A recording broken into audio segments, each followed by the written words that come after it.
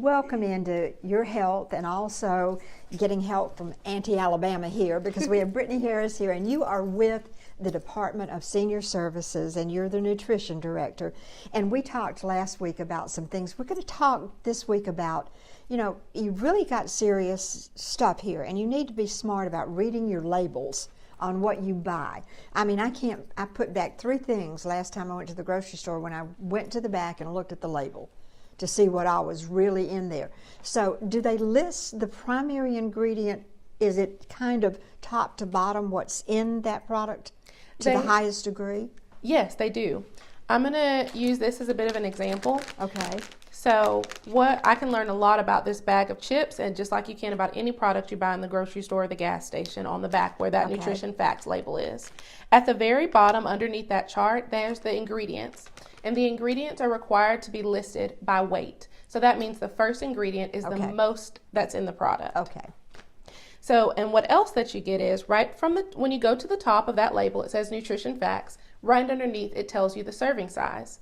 For this bag of chips, it says it's 1 serving per container, which is right. It's a small bag. That's right. Sometimes you'll get something that looks like a slightly larger bag than this. It looks like it's 1 serving. You'll probably eat it in 1 serving. And when you look at it, it actually says that there's 4 servings per container. Whoa, and then that's a lot of calories. It is, and it's important to know, because it means that whatever information that there's listed on this nutrition facts panel, you'd have to multiply by 4 if you ate the whole bag. Right.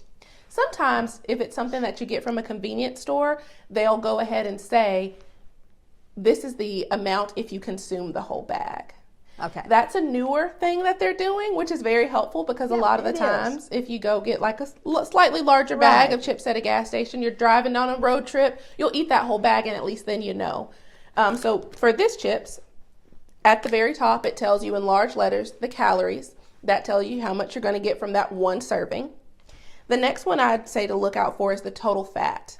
For this one, it's 8 grams, and that tells us it's 11% of your daily value. What 11% of the daily value is, it's based on a 2,000 calorie diet, so your average diet for your average person, and it's saying that you're meeting about 11% of your fat recommendation for the day with this product. Something that's underneath it that's really helpful is saturated fat. Last week we talked about how saturated fat is the fat that you want to eat less of, and you want to do more of those fats that are liquid at room temperature, not solid at room temperature.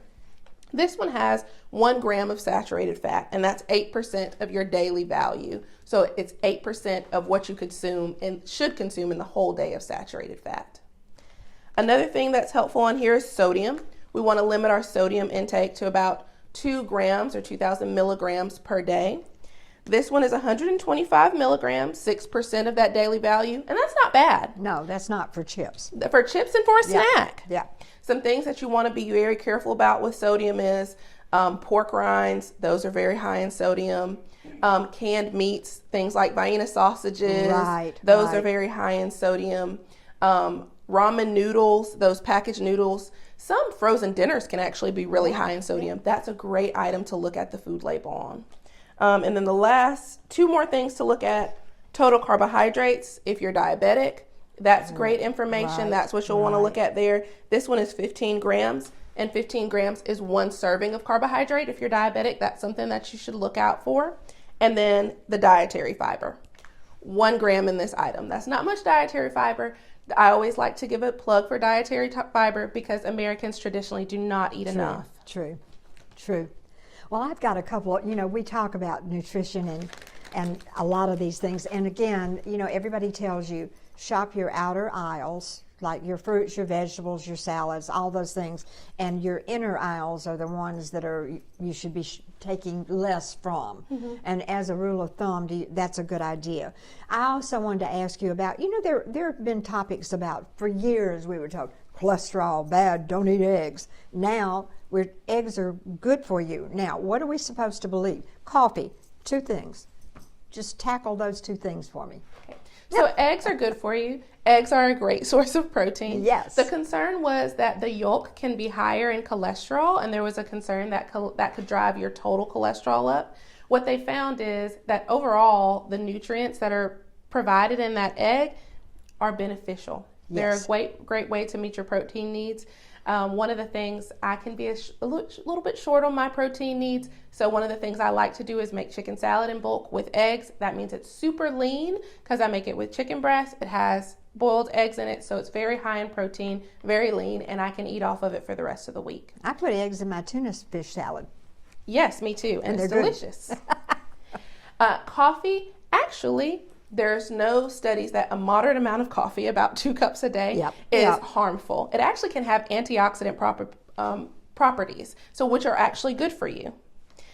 So those are 2 easy ones. You can feel safe about having your coffee, and also it recommends that if you use that coffee as a venue for increasing your intake of dairy with a little bit of milk, low-fat milk, you've actually added some calcium to that. You've had something that's high in antioxidants and has a little calcium for you. Just leave off the sugar. Yes, leave off the sugar. Put a little something else sweet in it. Yes, or use as little as you can. That still makes it taste good. I think that I love that because some people are just not going to give up sugar. So you don't have to be totally extreme about anything, but let's be more conscious about the food, which is actually the medicine that we put in our body.